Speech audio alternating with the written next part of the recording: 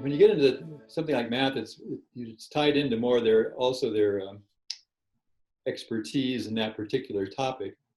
But the kids that can work on their own, I give them lots more freedom, as long as they show that they can do the work. We had let's see, if somebody got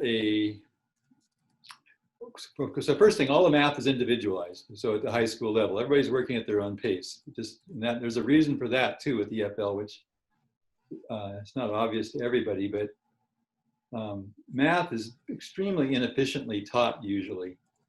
Everybody comes into class, everybody listens to the same lecture, everybody does the same homework, and then you take a test.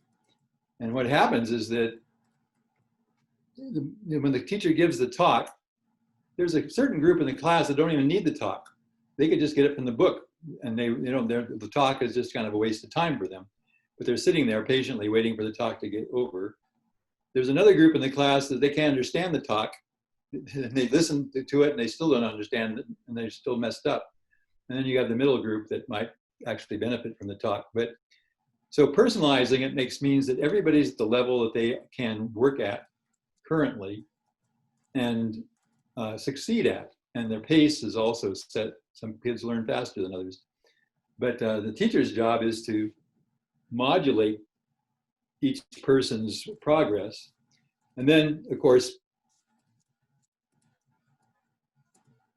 peer tutoring system, where in a typical class, I'll have like maybe a couple of years of span of math development differences, so that the person at the top will tutor the person under him, and that person will tutor the one under them, and it's kind of like burden, like the smart class is not having to spend all this time helping everybody else, but everybody gets a chance to help somebody.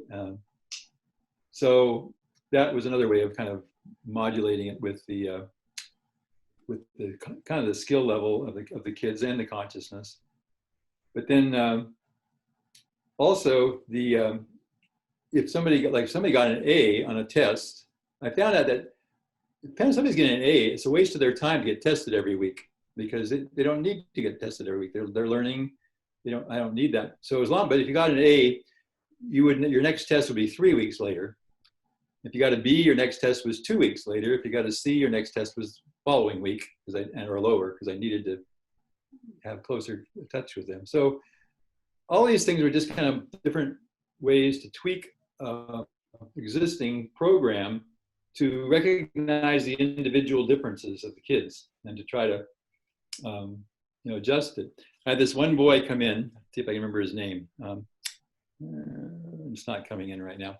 Anyway, so I had this top level, which was if you get an A on your test, it's 3 weeks till your next test, plus your homework, you get to choose what problems you want to work on.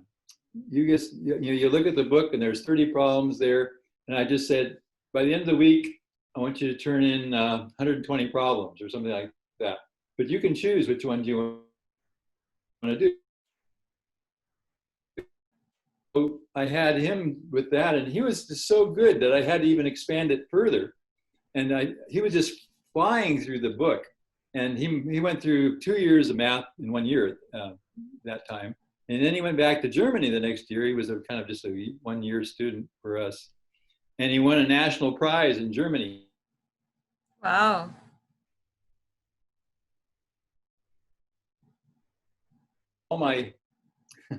All the systems that I had that the other kids needed, because he was self-motivated. He didn't need, I don't know if he even asked me a question all year long. He just read it himself. So anyway, that's just kind of, again, trying to adjust to the different consciousness in the classroom and make it so that you do open up, you really open it up for the kids at the top end, where because they need to be challenged. They're as hurt by the current system as everybody else, because they're just boxed in and they can't really use all that energy they've got. So anyway, that was the first thing that came to me in terms of thinking about using different approaches in the same classroom, and having the kids accept it as not as a judgment call on my part, but more based on their behavior.